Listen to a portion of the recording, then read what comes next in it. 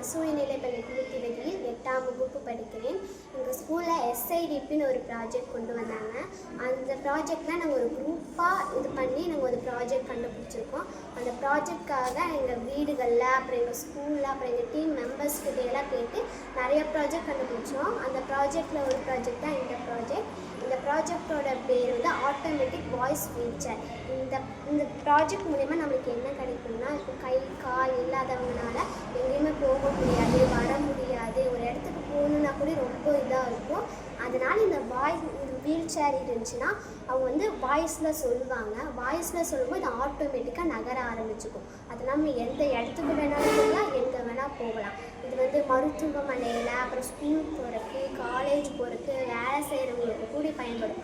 இப்போது அது மருத்துவமனையில் பார்த்திங்கன்னா கொஞ்சம் நிறையாவே பயன்படும். அங்கே வந்து நர்ஸெல்லாம் இருப்பாங்க. அவங்களுக்கு ஒவ்வொருத்தராக தள்ளுக்கும், அவங்களுக்கும் கொஞ்சம் சிரமமாக இருக்கும், நம்மளுக்கும் கொஞ்சம் சிரமமாக இருக்கும். அப்போ இந்த வீல் சேர் இருந்துச்சுன்னா அவங்க சுலபமாக போக முடியும், அவங்களுக்கும் கஷ்டம் இல்லாமல் போக முடியும்.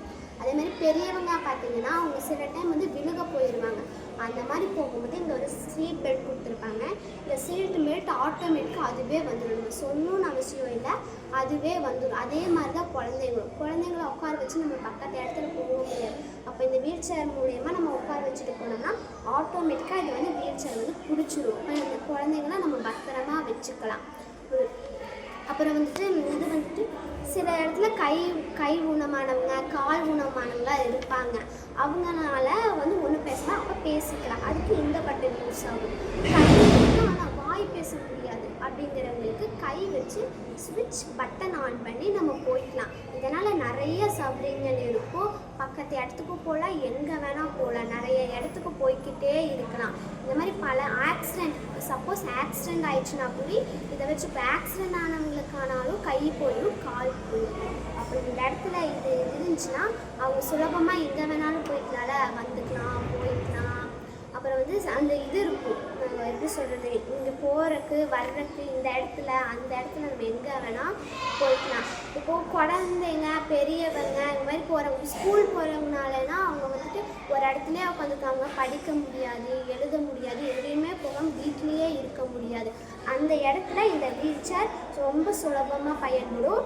அப்போது இப்போ வந்து இல்லை, அவங்களால போக முடியலை அப்படிங்கும்போது சில பேர் என்ன பண்ணுவாங்கன்னா, கை கால் இல்லாதவங்க இந்த வீல் சேரை பின்னாடி பிடிச்சி தள்ளிக்கிட்டே போகணும். இந்த மாதிரி இல்லாமல் இந்த வீல் சேர் இருந்துச்சுன்னா அவங்களாம் போய்க்கலாம், அவங்களாம் வந்துக்கலாம். எந்த இடத்துக்கு வேணால் போகலாம், எந்த இடத்துக்கு வேணாலும் வரலாம், தன்னைத்தானே இருந்துக்க முடியும்.